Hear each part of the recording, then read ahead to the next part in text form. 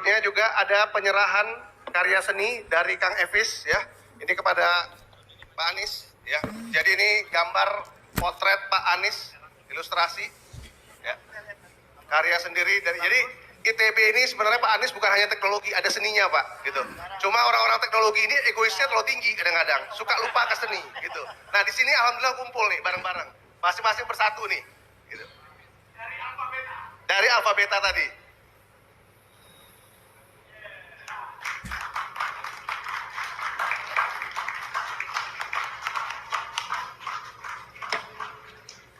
Oke, baik, kepada abang sekalian dipersilahkan untuk kembali ke posisinya masing-masing, dan untuk Bapak Anies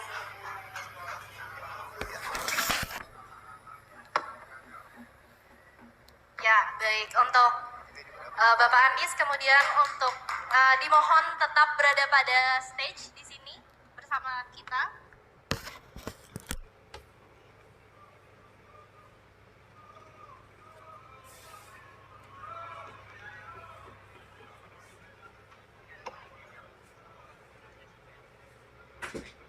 Ya, kepada abang, kakak, hadirin sekalian diharapkan untuk kembali ke tempat duduknya dengan nyaman untuk bisa mendengarkan orasi dari Bapak Anies dengan nyaman pula.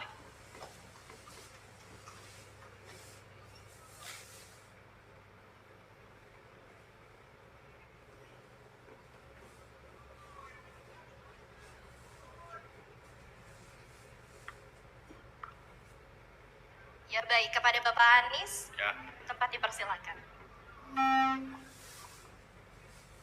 makasih semua. Ini kelihatannya ada yang di belakang nggak bisa lihat nih kelihatannya. Banyak. Boleh dong yang berdiri di situ duduk.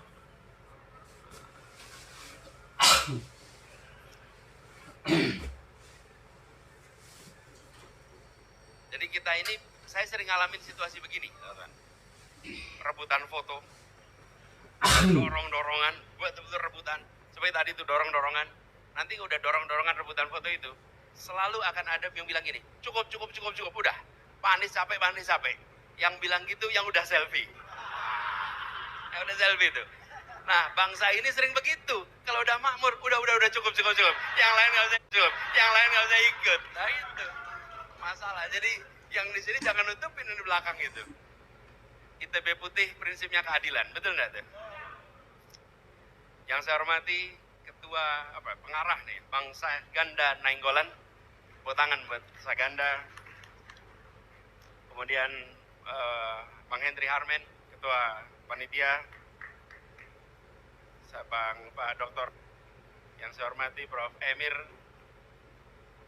juga Pak Dr. Jahansah Siregar, Pak Darmansyah Hussein, mana Pak Darmansyah? Siap, Pak Darmansyah. Yang saya hormati juga Ketua Komite Olahraga Masyarakat Indonesia, Bapak Denda Alamsyah, mana Denda Alamsyah? Siap. Kemudian Bang Zukri Saad,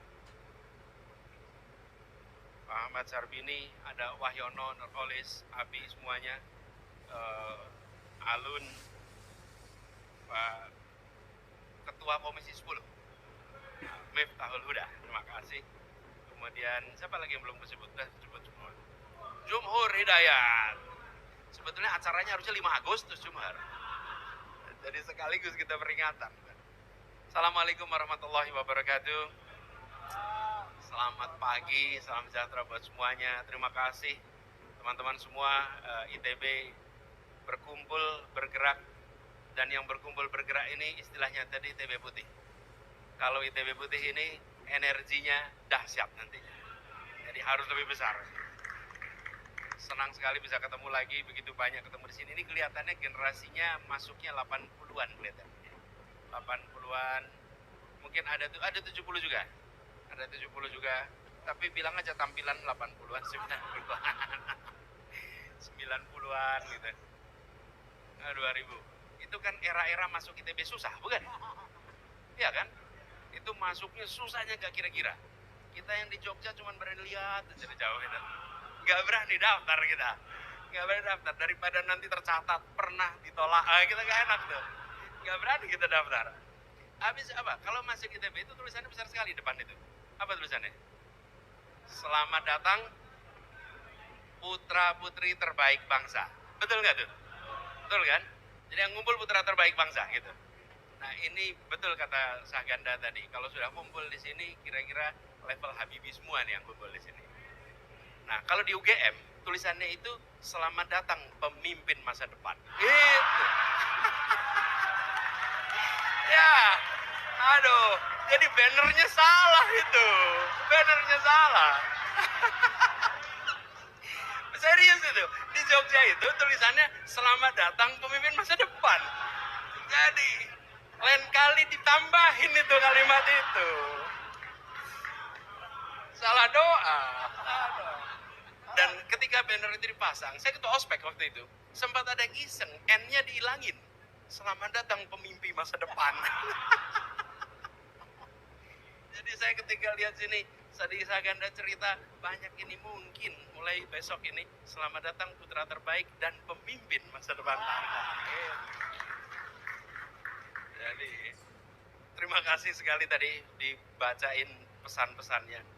Memang betul sekali, ini agak serius sedikit soal ini. Bahwa kita harus mengembalikan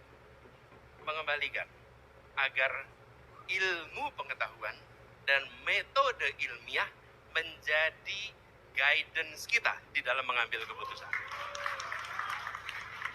Karena penghormatan kepada teori itu turun. Dan kalimatnya sederhana, teori. Yang penting prakteknya. Loh, praktek itu pakai teori. Betul tidak? Coba bikin kursi, kakinya diganti 3. Coba aja, nggak ada itu. Apa yang terjadi? Menurut saya harus dikembalikan. Penting sekali. Dan kita mengalami sebuah pembelajaran dahsyat. Kalau ada orang bilang, oh ya kami percaya sains, oh ya kami percaya teknologi, kami percaya metode ilmiah. Ujiannya bukan pada saat normal. Ujiannya itu saat krisis. Kapan itu? Kejadian 3 tahun lalu. Pada saat terjadi pandemi, pada saat itu ketahuan siapa pemimpin menggunakan ilmu pengetahuan dan siapa tidak pakai ilmu pengetahuan. Dan itu ujian pemimpin sedunia. Sedunia, bukan cuma di Indonesia, sedunia. Kita sekarang mentertawakan yang pakai kalung. Kita sekarang mentertawakan yang pakai kalung-kalung macam-macam itu. Yang pakai metode-metode macam-macam. Kenapa? Karena mereka menomorduakan sains. Mereka menomorduakan teknologi dan mereka tidak menghargai ilmuwan.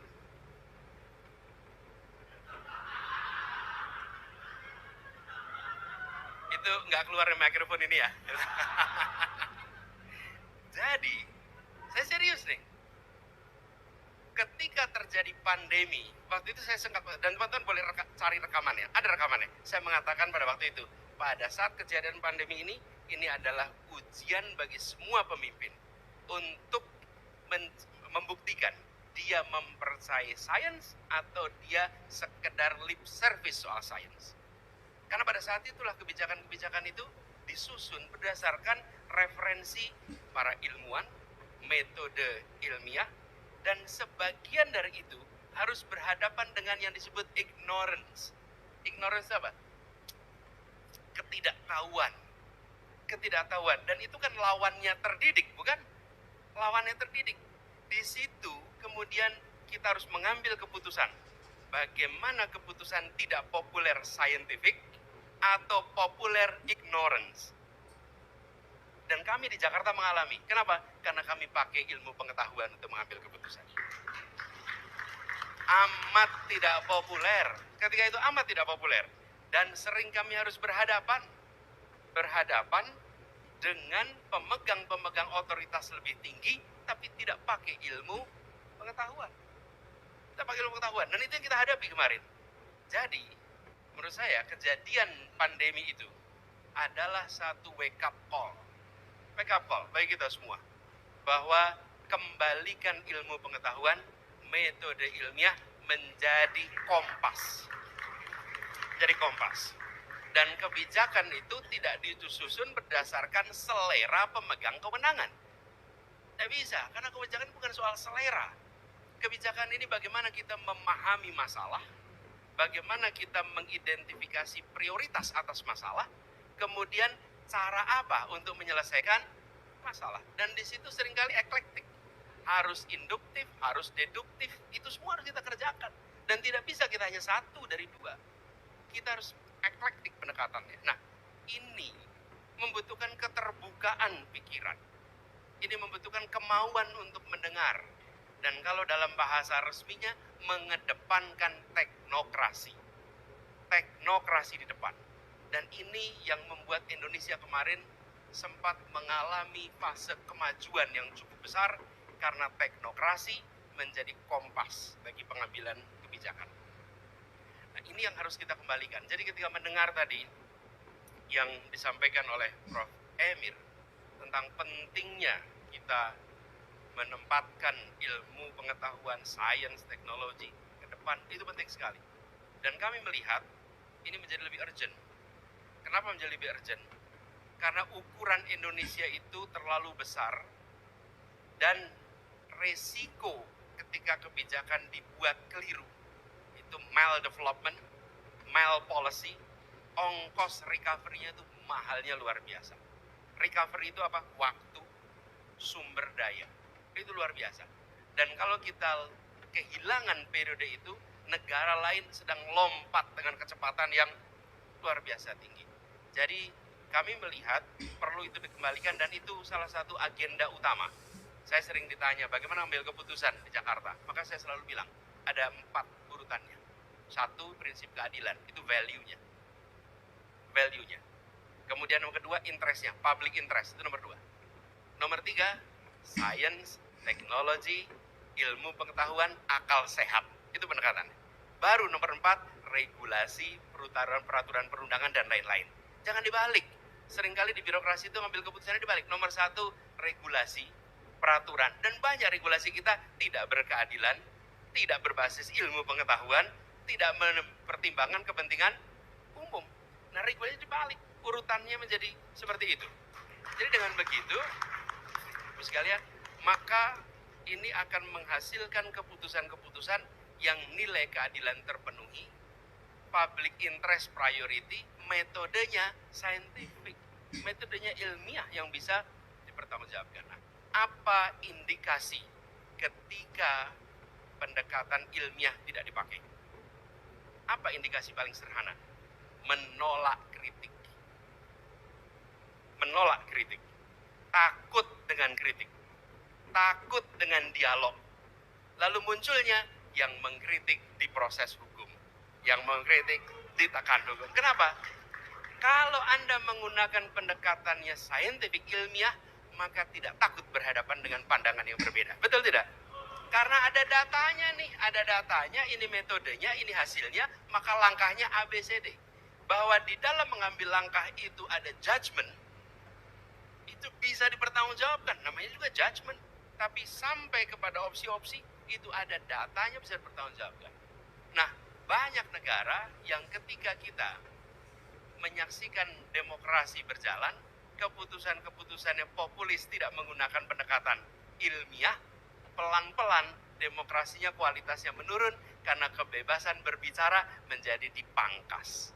Itu sesungguhnya akarnya karena tidak menggunakan pendekatan ilmiah, tidak menggunakan metode sains yang itu mendasar bagi pengambilan keputusan. Nah, jadi kalau kita ditanya perubahan ini apa? Perubahannya bukan tujuan utama. Tujuan utama tidak berubah. Indonesia yang adil dan makmur itu tidak berubah.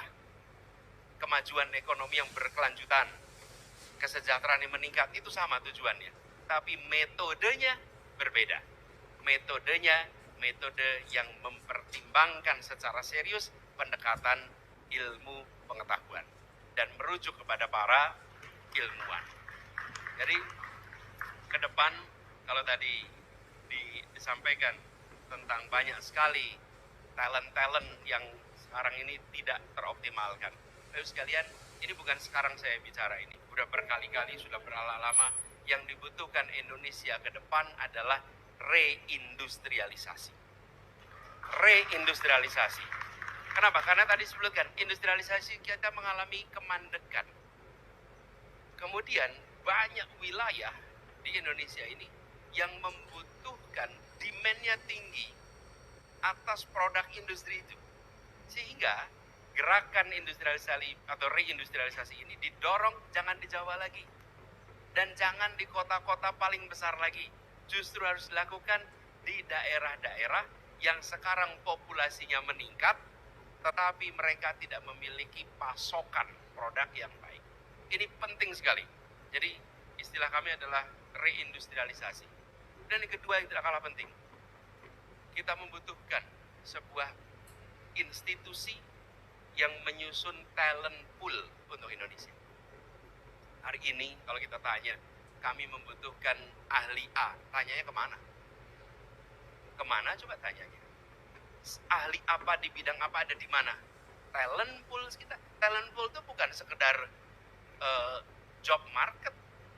Bukan, talent pool itu negara mengidentifikasi pribadi-pribadi mumpuni yang ada di negara ini sehingga semua bisa memanfaatkan ilmu dan pengalaman mereka. Saya sebut nama tadi karena disebut Pak Tetuko misalnya, bidangnya otomotif. Saya nggak kenal, saya nggak tahu. Tapi we need the talent pool. Dan talent pool itu kemudian menyusun nama yang diaudisi oleh pribadi-pribadi yang mumpuni sehingga ini kredibel. Kalau ada talent pool itu, apapun yang dilakukan negeri ini, maka dia tidak perlu menengok keluar karena di dalam ada talent itu. Dan kita nggak kekurangan stok itu. Sama sekali nggak kekurangan. Persoalannya, yang membutuhkan tidak tahu kemana saya harus mencari. Tidak tahu harus kemana. Negara harus hadir untuk memfasilitasi highly skilled labor yang sekarang minim. Tanyanya ke job hunting perusahaan. Mereka itu ada, tapi untuk private sector. Untuk public sector nggak ketemu. Untuk private sector, Astra kalau mencari orang, panggil korporasi yang khusus untuk talent, job hunter. Nah, jadi Bapak sekalian, teman-teman, ini pendekatan diubah, dorong industrialisasi, siapkan talent pool yang baik, dan kami bicara talent pool, bicara pendekatan, saya mau lapor nih teman-teman semua. Jakarta membangun sebuah mega proyek yang saking itu disebut mega proyek besar sekali, itu masuk di program documentary National Geography, namanya Mega Structure kalau nggak salah. Mega Structure, namanya Jakarta International Stadium. Dan Jakarta International Stadium itu adalah sebuah proyek yang merupakan terobosan. Kenapa terobosan? Ini begini, pada saat kita bertemu dengan fase persiapan, kita sampaikan ini harus selesai akhir 2021. Itu tahunnya 2018. Lalu mereka menyiapkan rancangan. Di ujung timnya lapor, Pak, tidak mungkin selesai 2021 karena pembangunan atap. Stadionnya pakai atap. Dan atapnya itu bisa dibuka tutup. Itu tidak bisa dikerjakan dengan dipercepat. Karena kalau nyusun atap ya ada fasenya.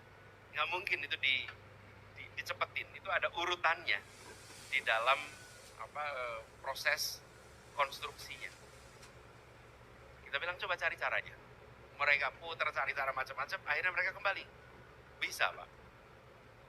Atapnya dibikin di bawah. Lalu nanti didongkrak naik ke atas. Oke, that's a good idea. Masalahnya apa?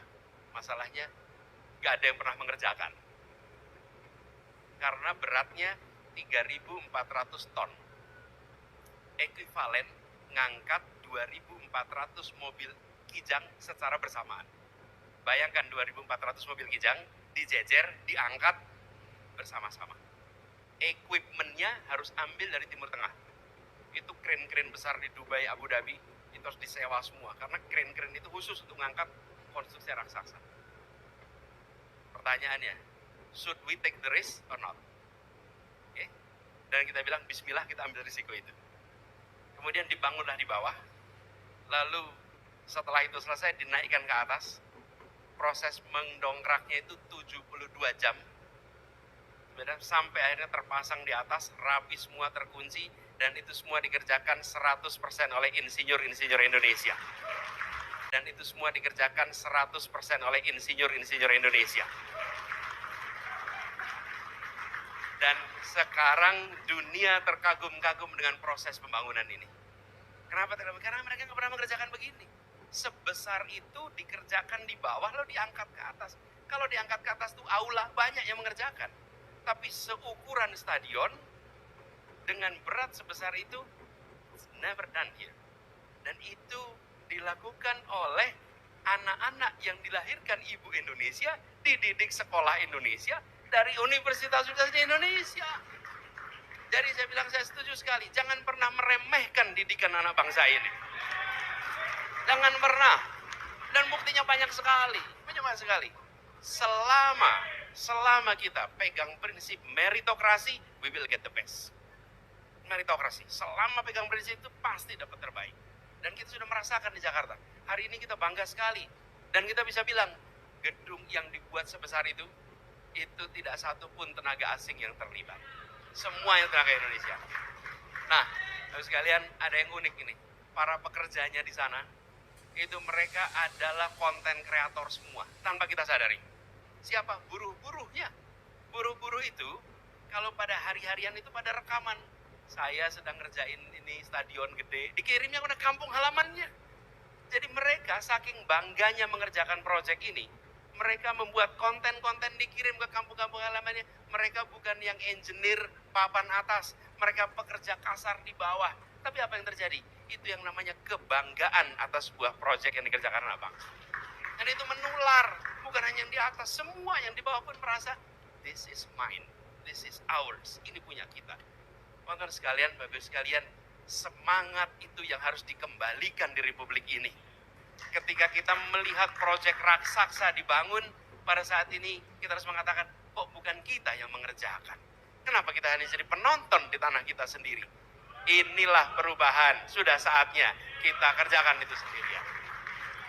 Jadi, teman-teman sekalian, PR kita banyak. Perubahan ini tidak otomatis jalan, tidak otomatis jalan. Karena tidak semuanya berada di barisan yang putih-putih ini. Betul nggak? Ya, ada yang tidak menginginkan perubahan. Tapi kita yakin, bila kita berkumpul kuat, maka ini energi fusi. Betul nggak? Yang nanti akan bisa memunculkan kekuatan yang luar biasa. Jadi pertemuan 1000 alumni ITB, insya Allah ini simbolik aja. Saking banyaknya sebut 1000. Saking banyaknya sebut 1000. Tapi insya Allah kita song-song perubahan ini bukan sekedar pergantian orang, tapi pergantian pendekatan dan prioritas. Saya ingin sampaikan terima kasih kepada semua yang hadir. Terima kasih atas dukungan, atas kepercayaannya. Ini perjuangan yang kita jalani agak panjang. Saya, Saganda, Densi, Wahyono, saya mau nyebut Gepeng, nyebutnya Nurholis aja lah sekarang. Mau nyebut Gepeng. Itu zaman dulu luntang-luntung bareng-bareng di era itu. Luntang-luntung bareng-bareng. Dan kita lari-lari kalau dikejar-kejar di Jatinangor, baliknya ujungnya ke Ganesha. Ini perjuangan panjang. Jadi ini bukan dadakan kita sekarang sedang masuk di dalam arena. Arena perjuangan ini kita kerjakan sejak zaman tahun 90-an. Ketika kita menginginkan demokrasi. Dan demokrasi alhamdulillah sudah jalan 25 tahun. Sekarang saatnya untuk kita menunjukkan bahwa demokrasi menghasilkan keadilan dan kesejahteraan. Ini kata kunci, jangan sampai demokrasi terjadi tapi tidak delivers apa yang menjadi aspirasi dari publik. Dan publik menginginkan kesetaraan, publik menginginkan kemajuan. Mudah-mudahan ini bagian dari kita menuntaskan apa yang sudah dimulai dari tahun-tahun dulu. Jadi sudah saya bilang tadi, ini 70-an, 80-an, 90-an, 2000-an, ini semua karena ITB dulu terkenal sebagai rombongan yang berani-berani itu di ITB. Jadi kalau sekarang ada orang ITB gak berani, ini bukan ITB sebetulnya. Bukan ITB. Loh, kita di Jogja ini dapat ceritanya, itu rektor ITB, Iskandar Ali Sabana, betul nggak? Anak-anak itu pada ditahan, tetap aja bimbingan skripsi jalan, tetap aja pada bisa lulus. Kita bilang ini rektor dahsyat ini. Kalau rektornya berani, apalagi mahasiswanya, betul nggak? Jadi kalau ITB itu memang pemberani dan sudah saatnya berani. Ya, itu aja teman-teman sekalian. Bismillah, insya Allah, insya Allah. Iya. Dan itu juga, Pak, saya pernah jemput Bang Imat. Ini Bang Imat ITB nih. Saya itu nggak pernah mengira kalau Bang Imat itu insinyur listrik. Saya kira kuliah tauhid itu ulama ini. Ternyata insinyur listrik gitu. Insinyur elektro. Dan saya pernah jemput Bang Imat di Jogja. Lalu Bang Imat ini kan kita lihat, wah berat betul nih. Bapak Salman, kemudian pergerakan macam-macam. Jadi waktu saya jemput, saya tanya, Bang Imat, gimana ceritanya Bang Imat itu kuliahnya teknik elektro? Terus dia bilang begini, ini cerita beliau nih. Dulu saya di Sumatera Utara, ada peresmian Bendungan Asahan. Bendungan Asahan. Lalu sekampung anak-anak laki-laki, kemudian warga yang laki-laki itu jalan kaki. Kata dia sekitar 6 jam sampai ke lokasi peresmian. Kenapa? Ingin dengar pidatonya Bung Hatta. Yang meresmikan Bung Hatta. Lalu Bung Hatta pidato. Dan saya bayangkan pidato Bung Hatta itu pidato yang datar. Karena beliau kalau ada pidato itu datar. Coba dengar rekaman suara Bung Hatta. Lalu Bung Hatta dalam pidato itu bilang begini. Indonesia ke depan akan membutuhkan banyak sekali pembangkit listrik seperti ini. Seperti Bendungan Asahan ini. Dan Indonesia ke depan membutuhkan banyak sekali insinyur-insinyur listrik. Kata dia, semua anak pulang pengen jadi insinyur listrik. Ini kata Bang Imat, semua pengen jadi insinyur listrik. Apa? Saya ketika dengar itu apa yang menarik? Yang menarik begini, yang menarik itu, tidak ada orang yang berpikir, apa Bung Hatta saudaranya proyeknya listrik ya? Nggak ada. Nggak ada yang berpikir apakah Bung Hatta ini keluarganya ngurusin listrik ya? Tidak. Yang muncul adalah saya percaya tanpa syarat pada kata-kata pemimpin saya. Ini dahsyat. Ada yang namanya unconditional trust pada pemimpin. Unconditional. Percaya tanpa syarat. Ketika Bung Hatta mengatakan kami butuh ini, seluruh rakyat mengatakan saya kerjakan. Dan anak-anak kecil itu pengen jadi insinyur listrik, termasuk beliau berangkat. Terus dia cerita, ketika udah kuliah ternyata kurang cocok saya di sini. Tapi buat saya itu inspirasi dari Bung Hatta. Itu pesan ini yang harus dikembalikan di Republik ini. Kepercayaan kepada para pemimpin-pemimpinnya harus dikembalikan. Bahwa ketika mengatakan A, ini karena kita bicara tentang kepentingan nasional. Kita bicara karena kita memiliki tujuan keadilan. Nah, PR kita semua. Mengembalikan kepercayaan itu pada proses politik. Mengembalikan kepercayaan itu pada pemimpin politik. Dan mereka-mereka ini para pemimpin politik jadi biografi yang dibacain oleh orang tua kepada anak-anaknya. Coba kita masa kecil, lihat. Baca Soekarno, baca Hatta, baca Sahrir, baca Agus Salim, baca Natsir. Apa sih itu artinya? Mereka semua profesi politisi. Semua profesi politisi. Tapi mereka jadi inspirasi keluarga-keluarga di rumah kita. Hari ini PR kita itu. Nonton di TV enak, oh jangan seperti dia nanti ya. Itu PR kita. Kita harus mengembalikan. Insya Allah gerakan perubahan ini bisa sama-sama mengembalikan itu semua. Terus sekalian, waktu saya sudah habis, saya harus meneruskan perjalanan. Saya akan meneruskan perjalanan ke Surabaya. Mohon pamit. Terima kasih kepada semua yang hadir. Insya Allah apa yang kita ikhtiarkan akan menjadi kenyataan. Terima kasih. Assalamualaikum warahmatullahi wabarakatuh.